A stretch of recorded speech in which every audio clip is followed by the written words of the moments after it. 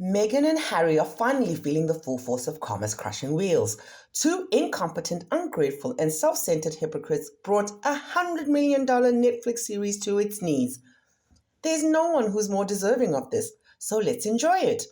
Howdy, and welcome back to the UK Royal News Trends. I think Netflix got ripped off.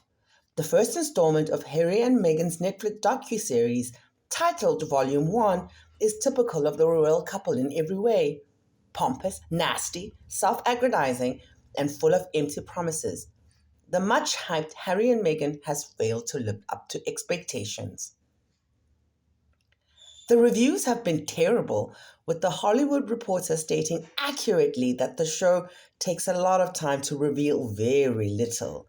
The Atlantic wonders if Harry and Meghan really want to spend the next 40 years as small angry planets trapped in the gravitational pull of the Windsors. And Variety says the Sussexes surprise us yet again with just how narrow their vision of fame is, how pinched and unimaginative their presence on the global stage has become. The karmic wheels of justice are finally turning in the direction of these two entitled, talentless, ungrateful hypocrites. It couldn't go to a more deserving person. Enjoy it to the fullest, shall we? Nothing here is scandalous except for the casual cruelty Harry and Meghan, the world's greatest bleeding heart philanthropists and humanitarians, show their closest friends and family. The results are breathtaking. It's cold hearted to do so, as is their trademark. It's completely devoid of any sense of self. At the end of season 3, Harry comments, "It's amazing what people will do when offered a large amount of money.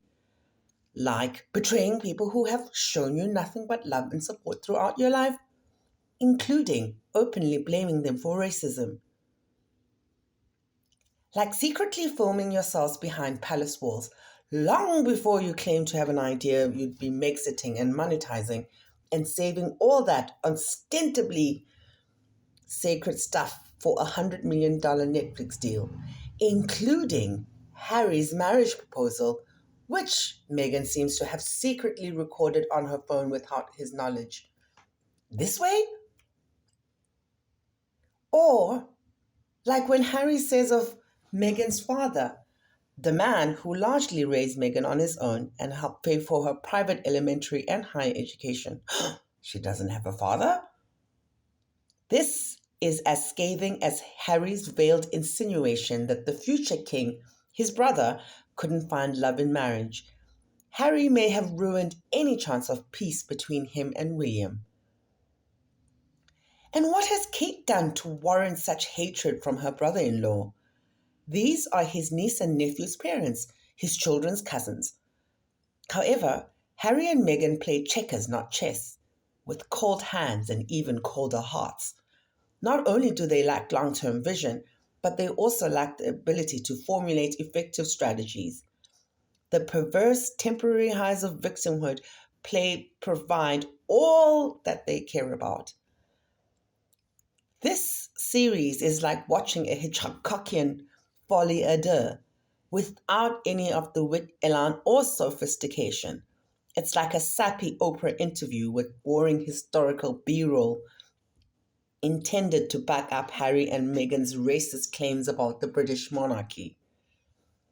It has been nearly 3 years since the Oprah sit down, and 3 hours into this Netflix series, and we will still have no smoking gun as to which senior royal is racist, bullied Meghan, or didn't care that she was suicidal. Many times throughout this piece, Meghan seems to contradict herself, such as when she claims she changed her mind about how little she knew about Harry before they met. She claimed they went on a blind date, but now she says they met on Instagram. Harry's mind is clearly working overtime trying to figure out how to solve this conundrum. Given that he has been immersed in this parallel universe for years, he has no doubt accumulated a wealth of experience in this regard. The tea has been spilled. This tea that has been spilled is icy, watery, and bitter.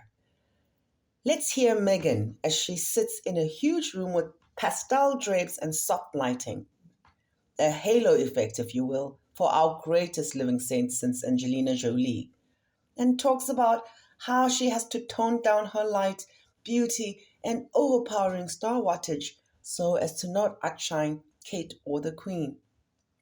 Alert to the viewer: Meghan Markle was restricted from wearing eye catching hues in public.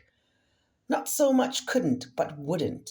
In this regard, Meghan is truly a humanitarian. Let her explain in this interview that was obviously filmed before the Queen passed away. Not that her advanced age or Prince Philip on his deathbed ever stopped these two mercenaries. To my understanding, Meghan says, I can't even wear the same colour as Her Majesty if there's a group event. And here Meghan tilts her head back and looks heavenward, as if grasping for some earthly solution to this conundrum so obviously beneath her. Well, what's a colour that they'll probably never wear? As Meghan As Meghan reenacts her realization, a hint of exasperation enters her voice. Here we see a still of Kate, resplendent in a coat of jewel tones and gold buttons, and Meghan dressed in drab brown. Meghan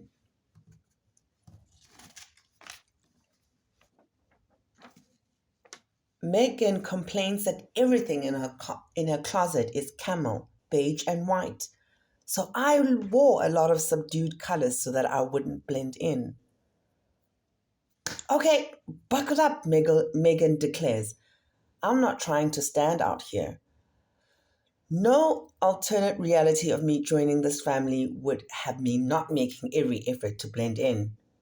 Our very own Woko owner insists that she has no idea the royal family was so important because she didn't know any better, and she is not budging from that stance. In this scene, Harry has a moment of clarity and realizes what a sadistic person he's married to. On the sofa, to Meghan's right, he listens as she insults him, the royal family, the monarchy, Harry and his family, and his grandmother, who served her country for 70 years in a role she neither sought or wanted. I mean, Americans will understand this, Meghan says, because we have medieval times, dinner, and a tournament. This is how it was.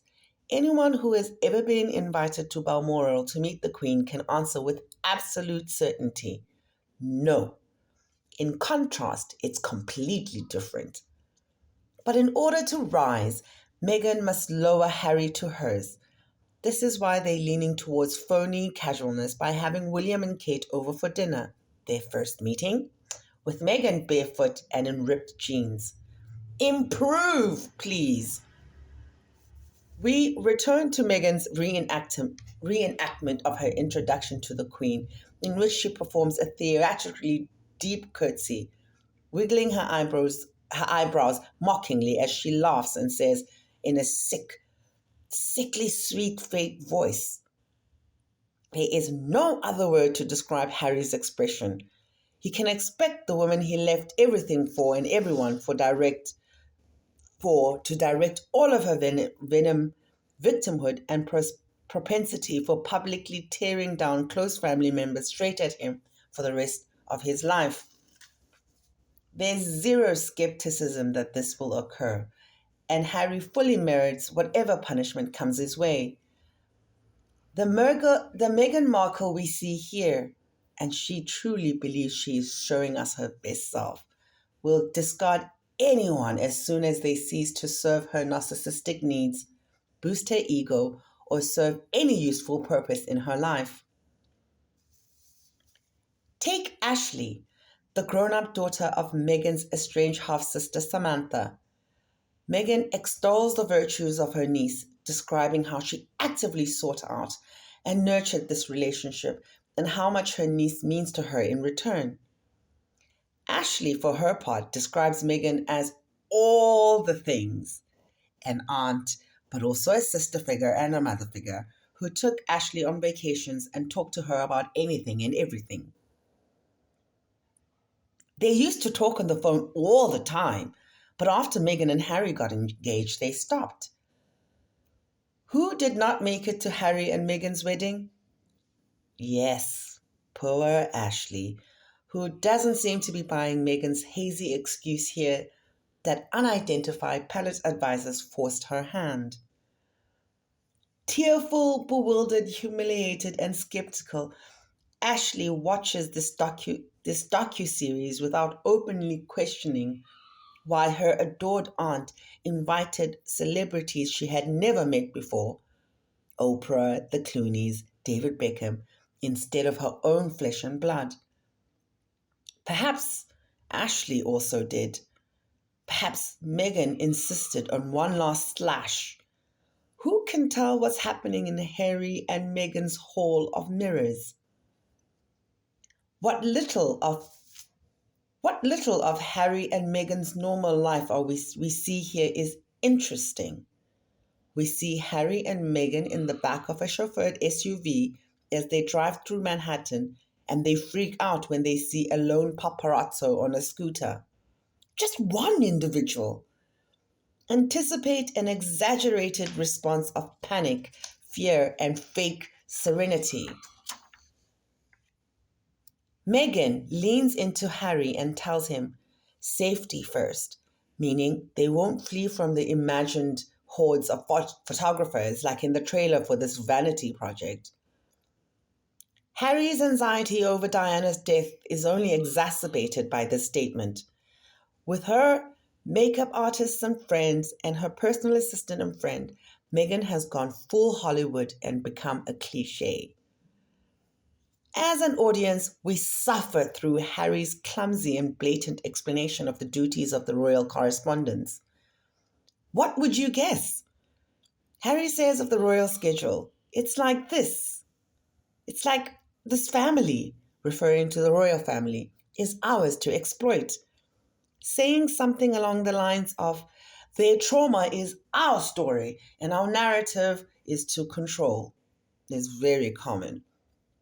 To set the record straight, Harry and Meghan are the ones who will exploit anything in this area. We hope you'll join us again next week for part 2 of this series. Don't forget to subscribe to our UK Royal News Trends channel so you don't miss it. And if you think our video is cool, please like and share it. Once more, I appreciate you tuning in. Have a good night and I'll see you tomorrow.